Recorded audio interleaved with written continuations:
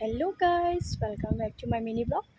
চ' আজি মই আহিছোঁ মহাভৈৰৱ মন্দিৰ, যিহেতু আজি সোমবাৰ সকলোৱে মহাভৈৰৱ মন্দিৰত আহে। শিৱ মন্দিৰ হয় এইটো। চ' মই আহিছোঁ, মোৰ বৌ আহিছে আৰু চাই থাকক, মই আপোনাক মন্দিৰটো দেখাই আছোঁ দেই। এয়া ফাৰ্ষ্টতে আপোনালোকে পাব নন্দু ভগৱানক, আৰু এইফালে চাকি জ্বলায়।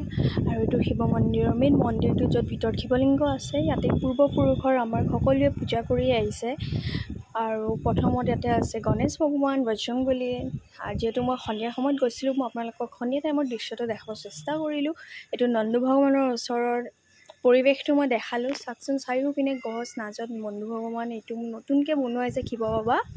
আৰু এয়া চাওকচোন, মন্দিৰটো কি ধুনীয়া লাগিছে। এয়াই মই আপোনালোকক অকণ দেখাব চেষ্টা কৰিলোঁ মন্দিৰটোৰ ওপৰত দেই। আশা কৰোঁ ভাল পাইছে মোৰ ভিডিঅ'টো চাই। এইটো আমাৰ বৌ বহি আছে, আমি পূজা কৰি লোৱাৰ পিছত এয়া আমি এতিয়া পূজা কৰি ওলালোঁ।